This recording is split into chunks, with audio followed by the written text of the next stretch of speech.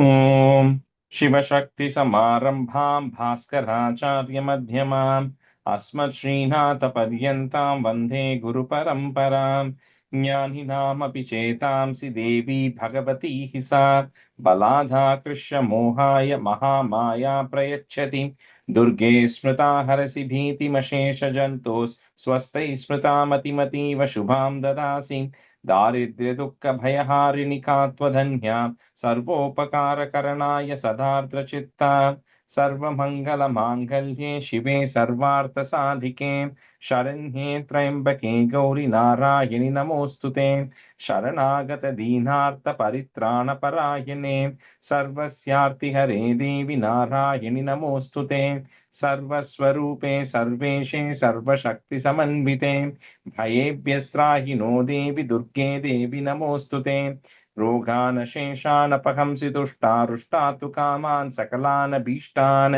त्वामाश्रितानां न विपन्नराणां त्वामाश्रिता ह्याश्रयतां प्रयान्ति सर्वाबाधा प्रशमनं त्रैलोक्यस्याखिलेश्वरि एवमेव त्वया कार्यमस्मद्वैरिविनाशनम्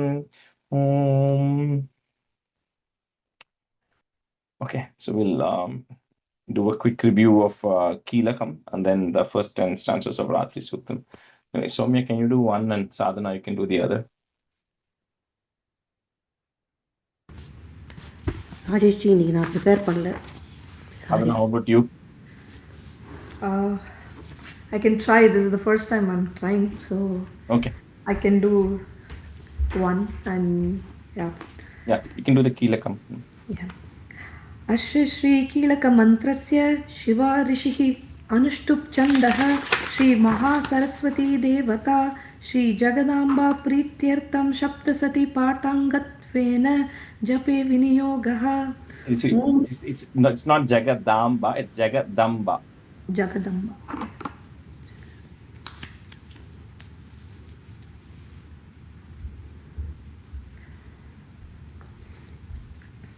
Yeah, good. श्री जगदम्बा प्रीत्यर्थं सप्तशती पाठाङ्गत्वेन जपे विनियोगः. ॐ नमश्चण्डिकायै. मार्कण्डेय उवाच विशुद्धज्ञानदेहाय त्रिवेदी दिव्यचक्षुषे श्रियप्राप्तिनिमित्ताय नमः सोमार्धधारिणे सर्वमेतद् विजानीयां मंत्रनाभिकीलकं सोऽपि क्षेमवाप्नोति सततं जाप्यतत्परः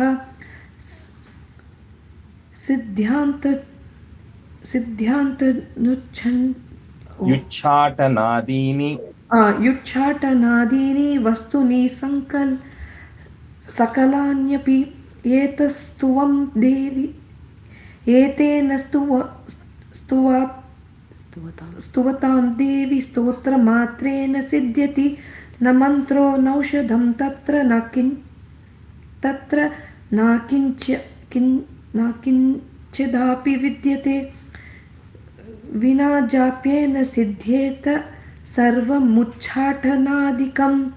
समग्राण्यापि सिद्ध्यन्ति लोकशङ्खमिमं हरः कृत्वा निमन्त्रयामास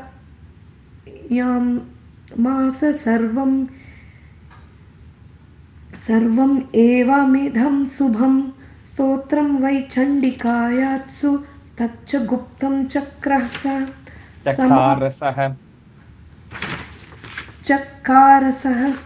समतीर्न च पुण्यास्यैतं यथा वाणी यन्त्रणं. No, not Vani, Yata वन्नियन्त्रणां सोऽपि क्षेमवाप्नोति सर्वमेवं न संशयः.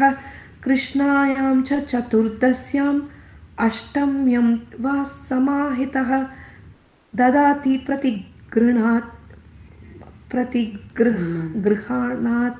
गृह्णाति गृह्णाति नान्यथैस्य प्रसिद्धति इतं रूपेण कीलेन महादेवेन कीलितं यो निष्कीलां विधायानां नित्यं जाप्यति सम्पुटः Japati samsputam. जपति संस्फुटं ससिद्धः स गणः सोऽपि गन्धर्वो जायते नरः. And the second line, instead of ganaha, it takes a is sound. Ganas sopi. Ganas, okay, so it is joined, okay.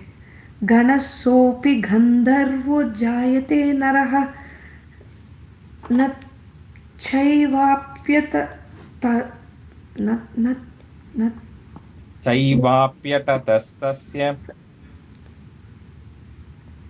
न चैवाप्यततस्तस्य भयं क्वापीह जायते नपमृत्यु वसां यति मृतो मोक्ष Avapnuyat. मोक्षम् अवाप्नुयात् ओके मोक्षम् अवाप्नुयात् ज्ञात्वा प्रारभ्य कुर्वित न कुर्वनो विनश्यति ततो ज्ञानत्वैव सम्पन्नम् इदं प्रारभ्यते बुधैः सौभाग्यति च यत्किञ्चित् दृश्यते ललनाजने तत्सर्वं तत्प्रसादेन तेन जाप्यमिदं शुभं शनैस्तु जाप्यमानेऽस्मिन् स्तोत्रसम्पत्तिरुच्चकैः भवत्येव समाग्रापि तत प्रारभ्यमेव तत् ऐश्वर्यं यत्प्रसादेन सौभाग्य आरोग्य सम्पदा शत्रु हानि परो मोक्षस्तुतै स्तूयते स न किं जनैः. Okay. All right. So Ratri Suktham. Krishna Vini, can you do Ratri Suktham?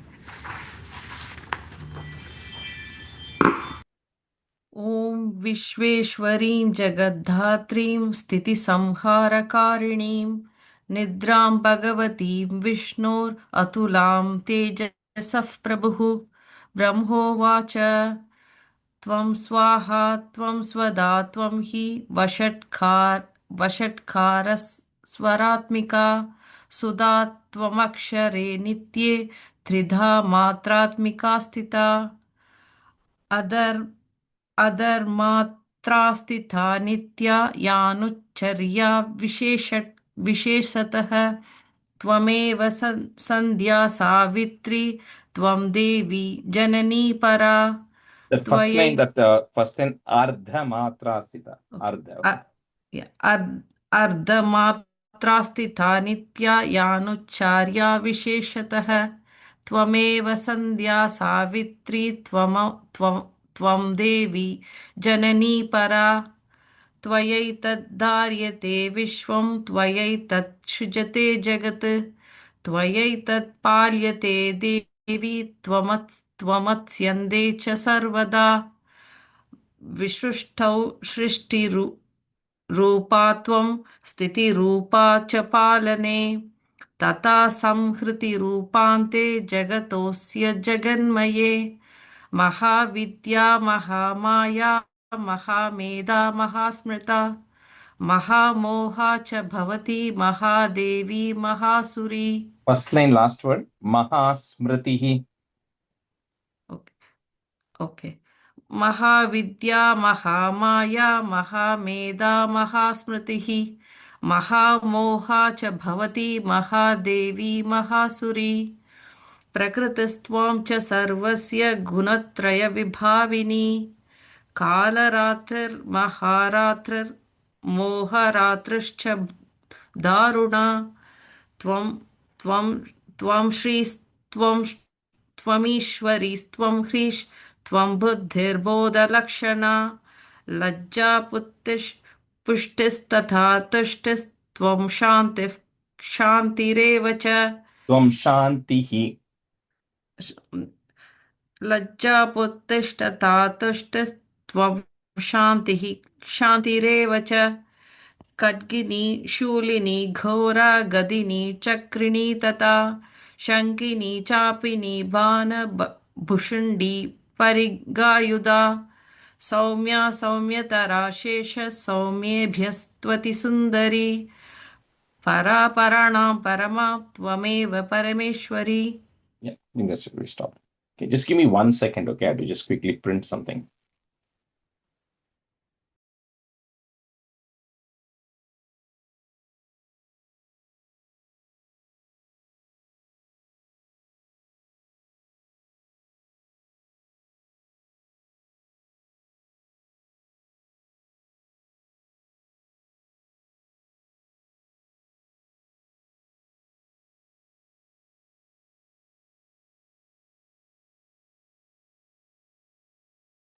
Okay, sorry about it. Okay, all right, we'll continue from 11. So Bhuvana, you can be a student, and Jyoti ji can be a student. So stanza 11. Yacha kinchit kvachit vastu sadasat vakhilatmike tasya sarvasya ya shaktihi puta is ya shaktis sa tvam kim stuyase tada. Yacha kinchit kvachit vastu sadasat vakhilatmike tasya sarvasya ya shaktis sa tvam kim stuyase tada. यश्चत् किञ्चित् क्वचिद्वस्तु सदस्वात् किलात्मिके Sadasat vakilambike सदसत्त्वासिलात्मिके तस्य सर्वस्य या शक्तिः सा त्वं किं स्तूयसे तथा. And the first line again. Vakilambike. द्वाकिलाम्मिके. Yeah, I mean, it's like one word, sad, asad, avalambike. So, you cannot quite break it. So, sadasad, vakilambike.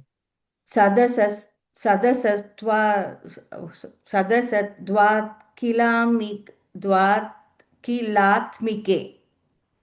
Kilatmike. किलात्मिके. Yeah. यच्च किञ्चित् क्वचित् द्वस्तु सदसद्वाकिलात्मिके तस्य सर्वस्य या शक्तिः सा त्वं किं स्तूयसे तथा. ராஜஸ்ரீ இது திருப்பி சொல்லி தர முடியுமா? இது லைனா? So, அது வந்து சத சத்துவ akila atmike, 4 different words there, okay? So you cannot break that words because of the sandhi. So now you kind of have to say it sadasatva khilatmike. Okay, you cannot break that word too much because of the way the sandhi is joined there. And even the first 3 words, அதையும் எனக்கு சேர்த்து one line எப்படி அது continuous? Yacha kinchit kvachit vastu. Kvachit vastu. Okay. Yacha kichit kvachit vastu. Yeah. சொல்லமா? I think I'll call Jyoti. Yeah. Oh, okay. இல்ல நான் அதை pronounce பண்ணி நீங்க கரெக்ட் பண்ண முடியுமான்னு பார்த்தேன். Okay, thanks. यच्च किञ्चित् क्वचिद्वस्तु सदसद्वाखिलात्मिके तस्य सर्वस्य या शक्तिः सा त्वं किं स्तूयसे तदा. यच्च किञ्चित् क्वचिद्वस्तु सदसद्वाखिलात्मिके तस्य सर्वस्य या शक्तिः सा त्वं किं स्तूयसे तदा. यया त्वया जगत् स्रष्टा Jagat patyati, one word. Jagat patyati yo jagat sopi nidravasham nitaha put nitah kastvam stotum iheshwaraha or stotum iheshwaraha together. Yaya tvaya jagat srashta jagat patyati yo jagatim सोऽपि निद्रावशं नीतः कस्त्वां स्तोतुमिहेश्वरः यया त्वया जगत्स्रष्टा जगत्पात्यक्तियो जगत् सोऽपि निद्रावशं नीतः कस्त्वां स्तोतुमिहेश्वरः यया त्वया जगत्स्रष्टा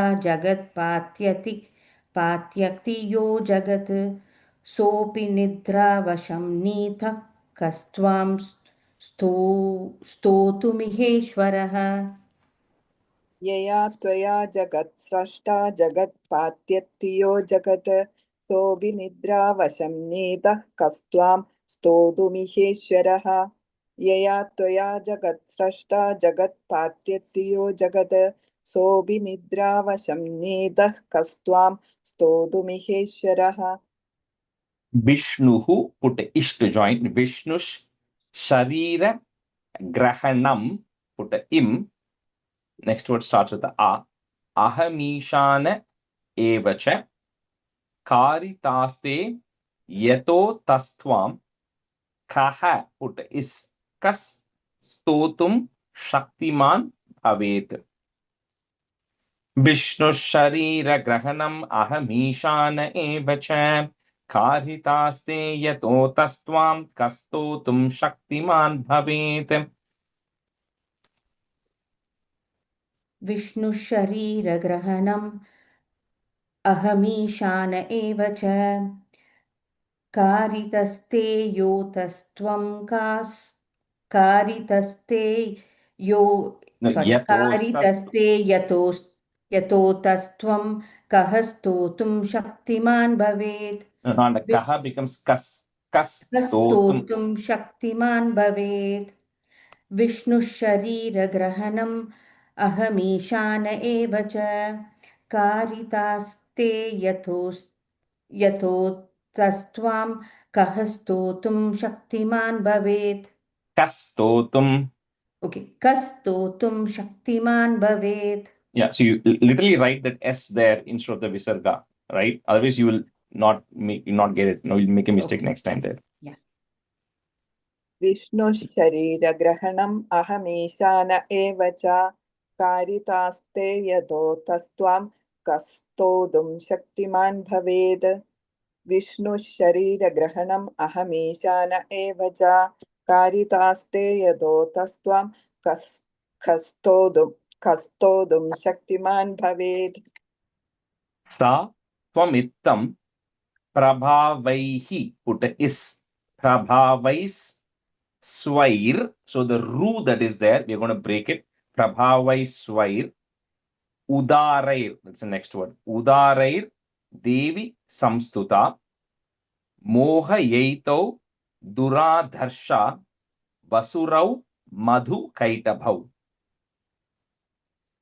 सा त्वमित्तं प्रभावैश्वैर् उदारैर्देवि संस्तुता मोहयैतौ दुराधर्षा वसुरौ मधुकैटभौ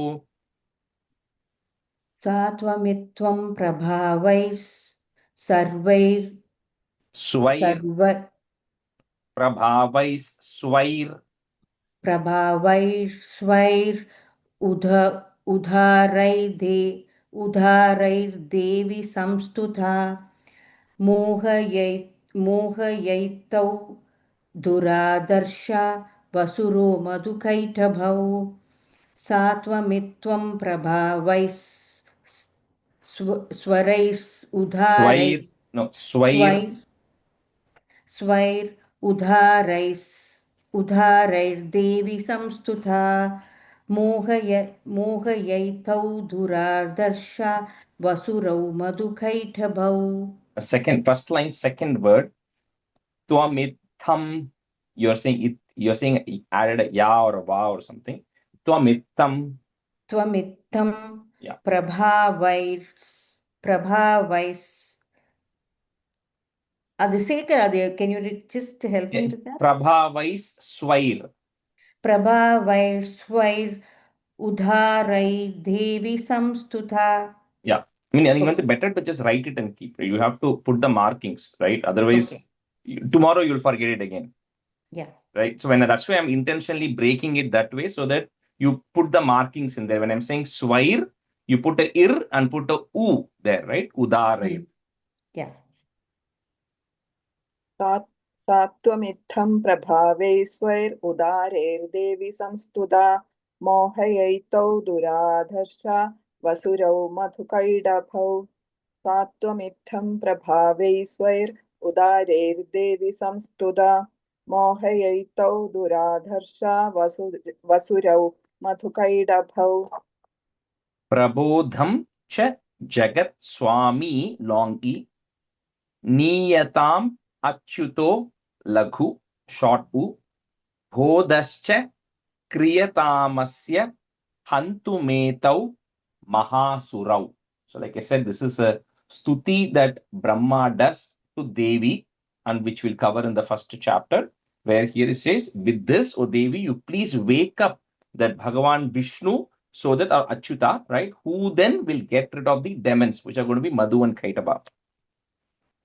Prabodham cha jagat swami niyatam achyuto laghu bodhascha kriyatamasya hantumetau mahasurau. प्रबोधं च जगतः स्वामी नीयताम् अच्युतो लघु बोधश्च क्रियतामस्य हन्तुमेतौ महासुरोः Surau, प्रबोधं Mahasurau, महासुरौ बोधं च जगत्स्वामी Prabodham, sorry. Prabodham. प्रबोधं च जगत्स्वामी नीयताम् अच्युतो लघु बोधश्च क्रियतामस्य हन्तुमेतौ महासुरौ प्रबोधं च जगत्स्वामी नीयतामच्युतो लघु बोधश्च क्रियतामस्य हन्तुमेतौ महासुरौ प्रबोधं च जगत्स्वामी नीयतामच्युतो लघु बोधश्च क्रियतामस्य हन्तुमेतौ महासुरौ Okay. So the next one, hopefully you all have it right after this in your PDF or your printout. You should see something called as Navakshari Mahamantram. If you don't have it, let me know. You should have it right after that page, right? In all the languages. I checked that. So there are two nyasams we do. See, nyasam generally means it's like a little bit of a cleansing where you invoke the deity in, clean up your body to be able to chant the next one. So there are two nyasams which are actually here. One nyasam is the nyasam to be able to chant the Navakshari Mahamantram, which is what we're going to see, that nyasam. Then there is going to be another nyasam, which is then we're going to learn to then chant the Devi Mahatmyam 13 chapters. So there are two nyasams we are going to see. So the nyasam, and then there is a big nyasam called as Matrukha nyasam, which I'm only going to teach you all at the very end after we finish all of these things, because that is a little bit more complicated. So first we'll do the simple nyasams, and then we'll go to the complicated nyasam at the very end. So the nyasam generally means touching the various parts of your body and saying different mantras to invoke the deity in, right? That is the purpose of the nyasam, okay? So you will definitely, unless you already know Angushtabhyam, all of these things, which you might have done in Lalita Sahasranam, some people chant it, or in Rudram, people chant it. If you know that, then you know which part of your body to touch. Otherwise, when I say, make sure you write it down, right? So, Asya Shri Navakshari Mahamantrasya Brahma Vishnu Rudra Rishayaha. Rishayaha, touch the top of your head always, Rishayaha. Gayatryushnik. Okay, so it's the ga that you have. We're going to break it into a ik and a a. So Gayatryushnik Anuštubhash Chandamsi. So that you have to touch the front of your face with. So we'll do these three lines and we'll do the others. Asya Shri Navakshari Mahamantrasya Brahma Vishnu Rudra Rishayah Gayatryushnik Anuštubhash Chandamsi. अस्य श्रीनवाक्षरि महामन्त्रस्य Brahma. Mahavishnu रुद्रा ऋषयः No, Mahavishnu is Brahma Vishnu. Oh. Brahma Vishnu Rudra Rishayah Gayatrishnug Anushtup Chand Gayatrishnug Gaya, the word three, which one? Gayatriush, why you son? Gayatyushnik, Gayat Yushnik. Okay. Yushnik, Anuštubhash, Anushtubash Chandas Chandhamsi. Anuštubas Chandamsi Gayat Trishnuyuk No, you're saying Trishni Yug, you're saying Gayatriushnik, Gayat Trishnik Anushtup Chandamsi Anuštubhash. Anuštubas Chandamsi Asya Sri Navakshari Mantrasya Mahamantrasya Mahamantrasya Brahma Vishnu Rudra Rishayah Gayatrishna. Ushnik. I'll I'm putting practice. it. I'm putting in the chat. Which language are you using? I'm using Sanskrit only. I'm a little bit difficult. I'll take it. So I'll it's practice. two words there, Gayatri and Ushnik. Okay. So it becomes Gayatriushnik. I'm trying to paste Gayatri and the Yushnik. Ushnik. Ushnik. Okay. I'll paste the English thing of that, so you can maybe it may be easier. But keep going, yeah. Gayatri Ushnik Anuštub Chandasi Anushtubash Chandasi Chandamsi. Chandamsi. Yeah. Yeah. I'll practice it. Yeah, that's okay. Yeah, I'm just putting it in English. Quick question, sorry. Yeah. In the Malayalam version that I'm looking at, there is Chandi Navakshari Mandra Mahamantrasya. I guess it doesn't matter because it is Chandi Mahamantrasya. But I think that comes in the later one. I don't think this one has the Chandi. It doesn't come that way. You mean the heading? The heading? You mean? No, it says Navakshari Mahamantram, and then it starts with Om Asya Sri Chandi Navakshari Mahamantrasya Brahma Vishnu Rudro Rishayaha. Oh, okay. Yeah, that's okay. I think some books have a variation of Chandi added to that, but that's okay. Yeah, that's fine. अस्य श्री नवाक्षरी महामन्त्रस्य ब्रह्मा विष्णु रुद्रा ऋषयः गायत्र्युष्णिक् अनुष्टुपश्छन्दांसि अस्य श्री नवाक्षरी महामन्त्रस्य ब्रह्मा विष्णु रुद्र ऋषयः गायत्र्युष्णिक् अनुष्टुपश्छन्दांसि. Yotigar, you said Brahma. It's Brahma Vishnu. Okay. Brahma Vishnu Rudra Rishayah. So I just put it in English if anybody wanted in the chat window about the Gayatrishnik Anushtubash and Chandamsi. That's straightforward. Shri Mahakali Mahalakshmi Mahasaraswatyo Devataha. So you touch your heart, Hridayam. Aim Bijam, which is you touch the top of your right shoulder, Aim Bijam. Hreem Shaktihi, left shoulder. Kleem Keelakam, so you just hold it in Namaskaram pose, Kleem Keelakam. Shri Mahakali Mahalakshmi Mahasaraswati Prityarte Jape Biniyogaha. So you can do the Avahanam gesture. Shri Mahakali Mahalakshmi Mahasaraswatyo Devataha Aim Bijam Hreem Shaktihi Kleem Keelakam Shri Mahakali Mahalakshmi Mahasaraswati Prityarte Jape Viniyogaha.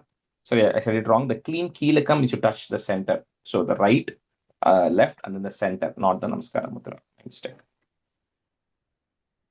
Shri Mahakali Mahalakshmi Mahasaraswatyo Devataha Haim Bijam Aim Bijam Aim Bijam ह्रीं शक्तिः क्लीं कीलकं श्रीमहाकाली महालक्ष्मी महासरस्वती प्रीत्यर्थे जपे विनियोगः विनियोगः श्रीमहाकाली महालक्ष्मी महासरस्वत्यो देवताः ऐं बीजं ह्रीं शक्तिः क्लीं कीलकं श्रीमहाकाली महालक्ष्मी महासरस्वती प्रीत्यर्थे जपे विनियोगः श्रीमहाकाली महालक्ष्मी महासरस्वत्यो देवताः ऐं बीजं ह्रीं शक्तिः क्लीं कीलकं श्रीमहाकाली महालक्ष्मी महासरस्वती प्रीत्यर्थे जपे विनियोगः श्रीमहाकाली महालक्ष्मी महासरस्वत्यो देवताः ऐं बीजं ह्रीं शक्तिः क्लीं कीलकं श्रीमहाकाली महालक्ष्मी महासरस्वती प्रीत्यर्थे जपे विनियोगः. We'll just switch halfway. Harish, you can be student, and Mridulaji, you can be student. So the next one is called as Rajesh, go ahead. excuse me, can you excuse me for 10 minutes? Yeah, no 15 minutes? worries. I think you can be in next class. Ratiji, you can be student here. Thank you. No worries. Yeah. So the next one is called as Karan Nyasaha. Karam means hand. So Nyasaha is the touching of the hands to first invoke the deity in your fingers, and then you touch the other parts of the body, right? So this, you'll see this Aim, Hreem, Kleem come out, Chamundaye and all of that. I will tell you the meaning of that when we do the Siddha Kunchika Stotram little later, couple of classes from now. So for now, we'll just follow this. So the first one is Aim Angushtabhyam Namaha.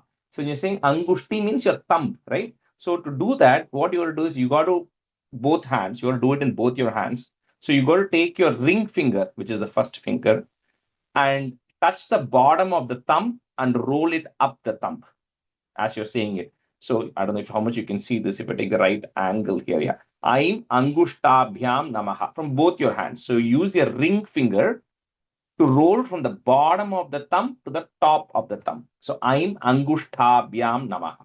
That's the first one. Next, for the next 3-4 things, you use your thumb as the rolling one. Hreem Tarjanibhyam Namaha. So put the thumb at the bottom of your index finger, Tarjanibhyam, and roll it from the bottom to top of your index finger with your thumb. Okay, Hreem Tarjanibhyam Namaha. Kleem Madhyamabhyam Namaha. Madhya means middle, so middle finger. So take the thumb and roll it from the bottom to the top of the middle finger. Madhyamabhyam Namaha. So we'll do these three, then we'll do the other three. Aim Angushtabhyam Namaha. Hreem Tarjanibhyam Namaha. Kleem Madhyamabhyam Namaha. Aim Angushtabhyam Namaha. Hreem Tarjanibhyam Namaha. Kleem Madhyamabhyam Namaha. Aim Angushtabhyam Namaha. Hreem Tarjanibhyam Namaha. Kleem Madhyamabhyam Namaha.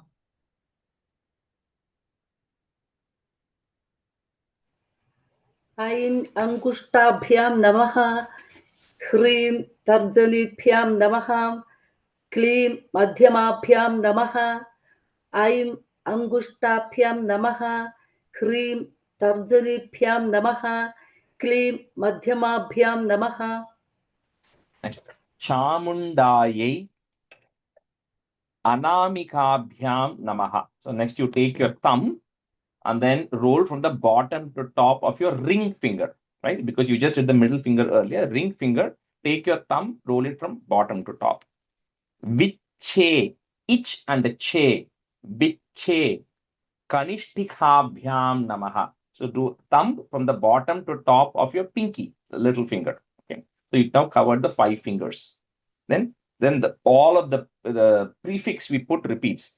Aim, Hreem, Kleem, Chamundayai Viche Kara Tala Kara Prishtabhyam Namaha, which is you rub the front of your palms and then the back of your palms. So front and the back. Kara Tala Kara Prishtab. Prishti is back. Chamundayai Anamikabhyam Namaha. Viche Kanishtikabhyam Namaha. Aim Hrim Klim Chamundayai Viche Karatala Kara Prishtabhyam Namaha.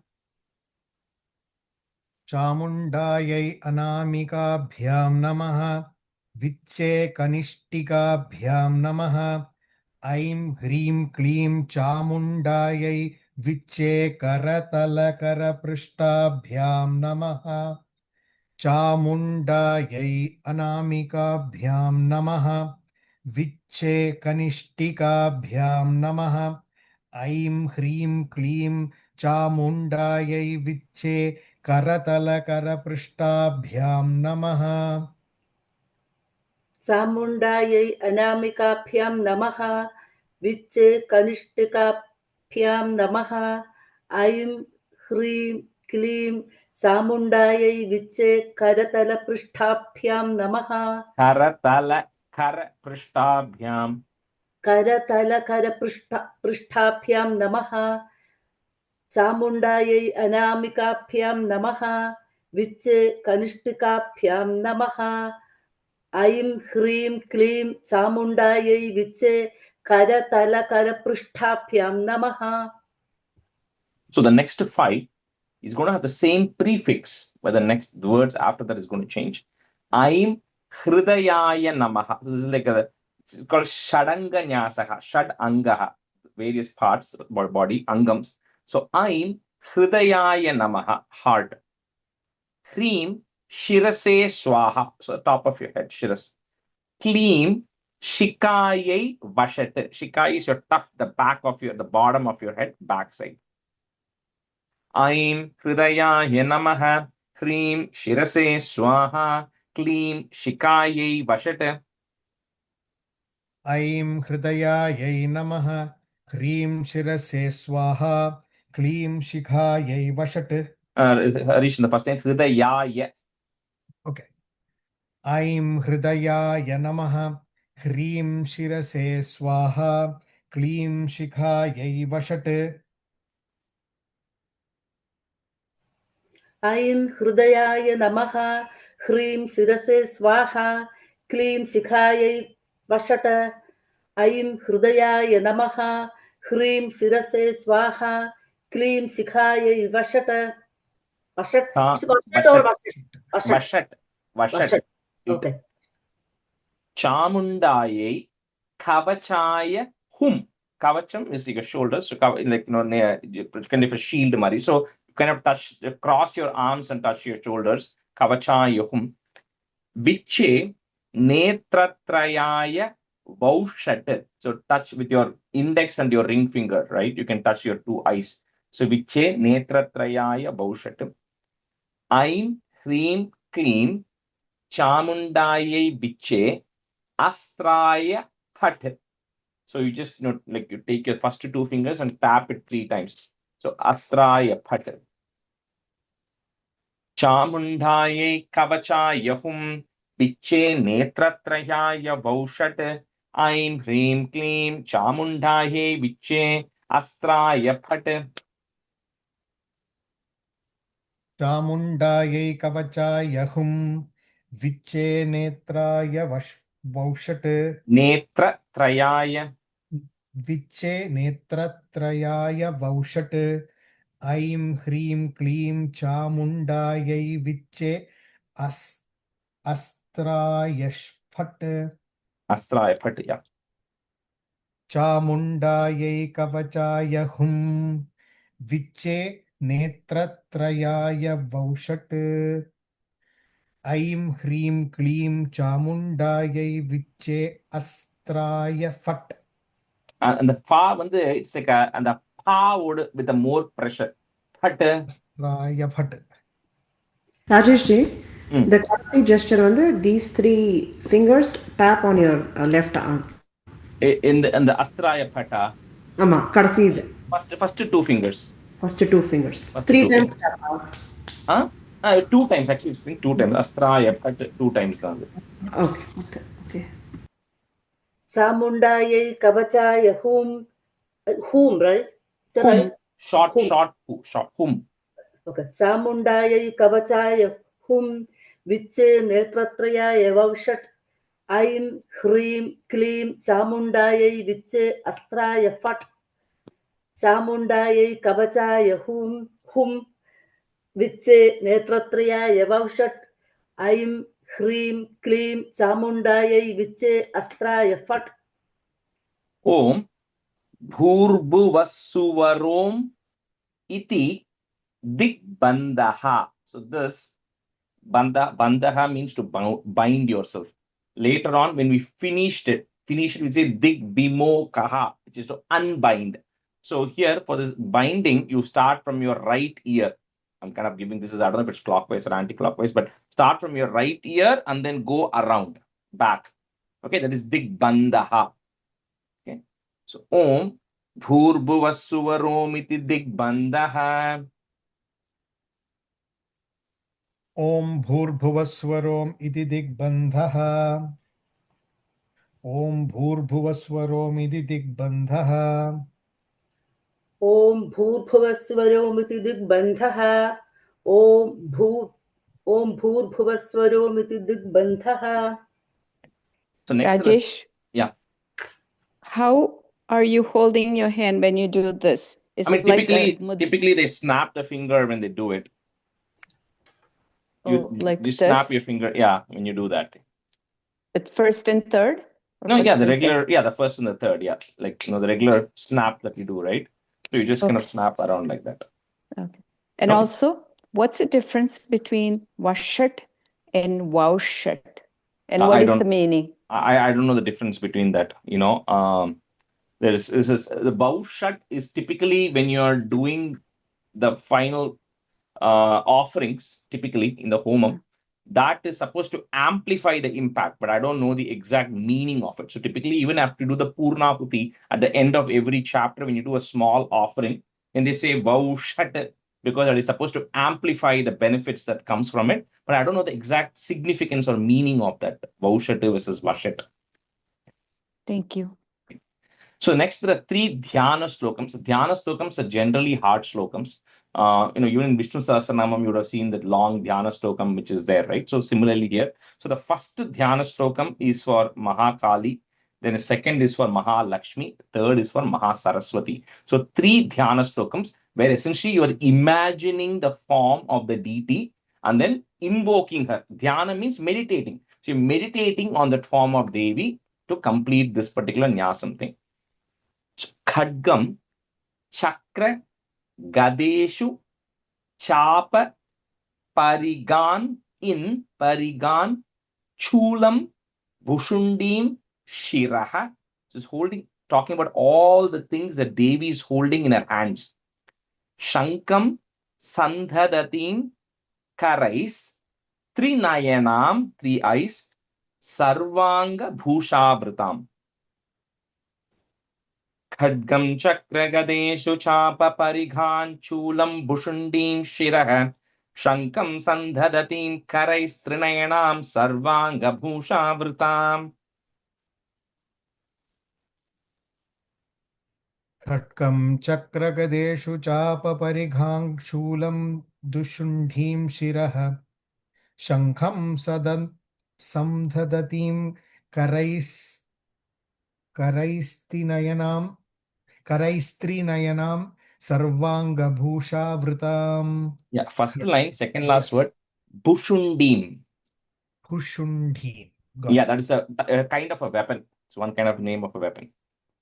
खड्गं चक्रगदेषु चापपरिघां शूलं भुषुण्डीं शिरः शङ्खं समदधतीं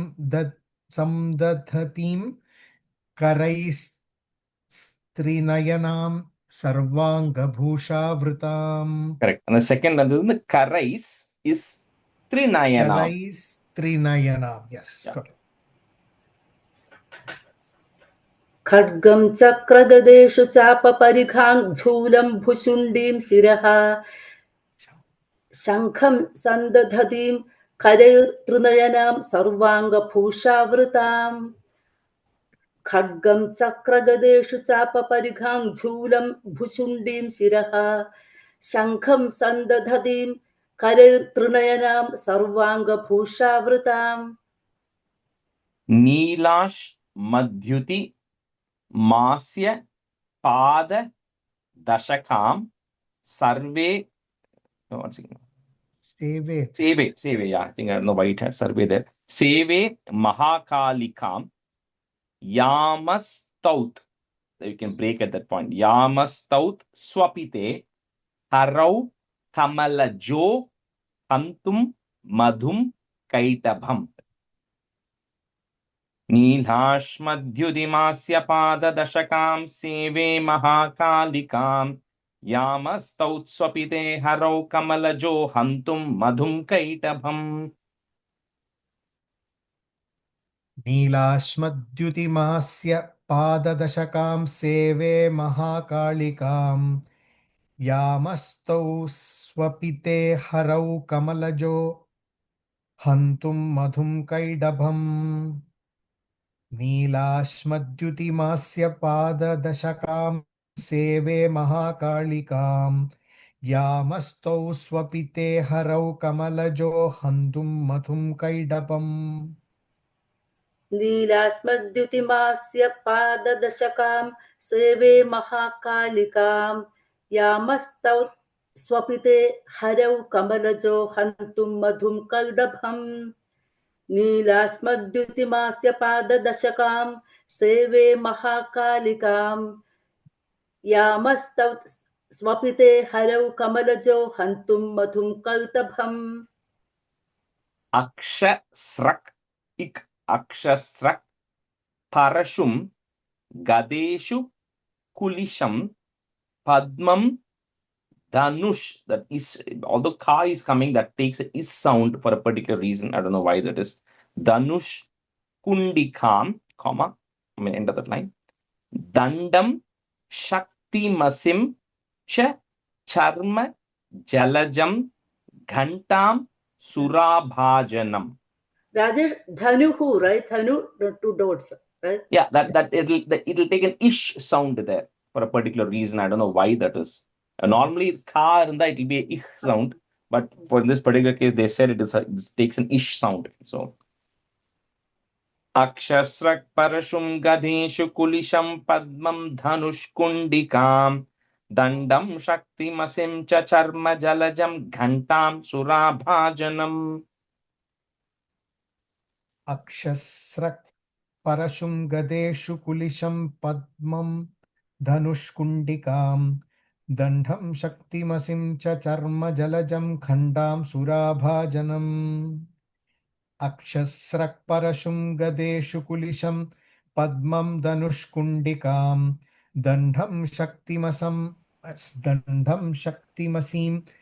मसिं च चर्मजलजं खण्डां सुराभाजनम् अक्षस्रक् परशुं गदेषु कुलिशं पद्मं धनुष्कुण्डिकां दण्डं शक्तिमसिं च चर्म जलजं खण्डां सुराभाजनम् अक्षस्रक् परशुं गदेषु कुलिशं पद्मं धनुष्कुण्डिकां दण्डं शक्तिमसिं च चर्म जलजं खण्डां सुराभाजनम् Shulam pasha sudarshane cha dhadatim hastaihi, put a F, hastaif prasannananam seve sairi bhamardini miha. You cannot break that word. Sairi bhamardini miha mahalakshmim, long E, mahalakshmim saroja stitham. Mahalakshmi was sitting on the lotus. Shulham pasha sudarshane cha dhadatim hastaif prasannananam seve sairi bhamardini miha mahalakshmim sarojastitam. शूलं पाशसुदर्शने च दधितीं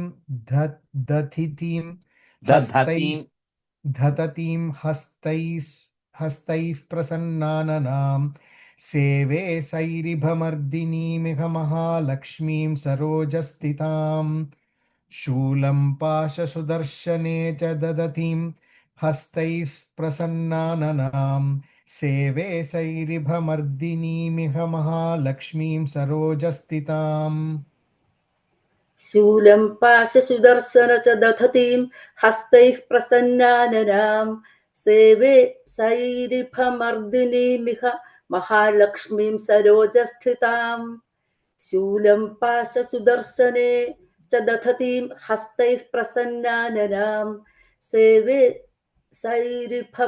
सैरिभमर्दिनीमिह महालक्ष्मीं सरोजस्थिताम्. That is Mahalakshmi. Third is Mahasaraswati.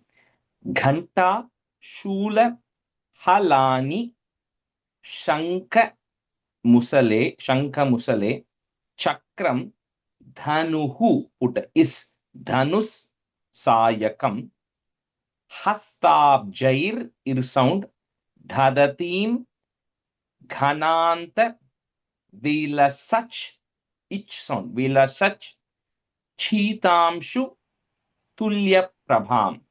Rajesh, second line, first word, how do you say that? Hastabjair, ib sound, Hasta abja, Hastabjair. Ghanta Shula Halani Shanka Musale Chakram Dhanusayakam Hastabjair Dhadatim Ghananta Vilasat Chitam Shutulya Prabham. घण्टाशूलहलानि शङ्खमुसले चक्रं धनुस्सायकम् हस्ताब्जैर्ददतीं खनान्तविलसच्छीतां शुतुल्यप्रभाम् घण्टां शूलखलानि शङ्खमुसले चक्रं धनुस्सायकम् हस्ताब्जैर्ददतीं खनान्तविलसच्छीतां शुतुल्यप्रभाम् घण्टाशूलहलानि शङ्खमुसले चक्रं धनुस्सायकम् हस्ताब्जैर्दधतीं घनान्तविलसच्छीतां तुल्यप्रभाम् घण्टाशूलहलानि शङ्खमुसले चक्रं धनुस्सायकम् हस्ताब्जैर्दधतीं घनान्तविलसच्छीतां तुल्यप्रभाम्. Gauri, long E, Deha Samudbhavam, Trijagatam, I'm breaking at that ma, Trijagatam. Next word starts with A. Adhara Bhutam Maha. This you have to say the third and fourth line together as much as you can say it together. Okay. So Adhara Bhutam Maha Purvamatra Saraswati Manubhaje Shumbadi Daityardinim Gauri Deha Samudbhavam Trijagatam Adhara Bhutam Maha Purvamatra Saraswati Manubhaje Shumbadi Daityardinim. So after Maha, you're trying to connect back in. Yeah, basically together, two lines right? you say it together as much as you are able to say it. So it's Mahapurva. Yeah, Mahapurvamatra Saraswatim. Gauri Deha Samudbhavam Trijagatam Adharabhutam Purvamatra Saraswati Mahapurvamatra Saraswati Manubhaje Shumbhadi Daityardinim Gauri Deha Samudbhavam Trijagatam Adharabhutam Mahapurvamatra Saraswati Manubhaje Shumbhadi Daityardinim. Gauri Deha Samudbhavam Trijagatam Adharabhutam Mahapurvamatra Saraswati Manubhaje Shumbhadi Daityardinim. Gauri Deha Samudbhavam Trijagatam Adharabhutam Mahapurvamatra Saraswati Manubhaje Shumbhadi Daityardinim. The Dhyana slogams are hard. There's no option out. You got to practice it 100 times till you get it easy, you get it comfortable. There's no shortcut out on that. So The last one here is Pancha Puja. We'll quickly wrap that up. So Lam Prithivyatmane Gandham Kalpayami. So this is going to be a little confusing because this is slightly different from the way we did the Nyasam. So here in the Nyasam, we took the thumb and then we rolled it up the ring finger, rolled it up the thumb the first time. So here it's a little bit other way around. You take it and roll the pinky finger. This finger gets rolled from bottom to top with your thumb first. So Lam Prithivyatmane Gandham Kalpayami. So roll your pinky finger first. Then you come to your thumb and index and middle and ring finger in that order. So it kind of goes in a reverse, little bit of it's like different cycle. Ham Akashatmane Pushpam Kalpayami. So this you have to do it for your thumb. For the thumb, it's always your ring finger, which then goes up your thumb, right? So Ham Akashatmane Pushpam Kalpayami. Rajesh, where is this one? Which page it is? Okay, so in some books, it may not be there at if it's, I think Tamil, it is not there at the first English portion, but it is there towards the end. After the 13 chapters, there's another Nyasam that comes, and it is there in that page. So if you can't find it, that's okay. I will send you I'll send you which page a little later. Okay, it's there a little later in Tamil. I don't know why.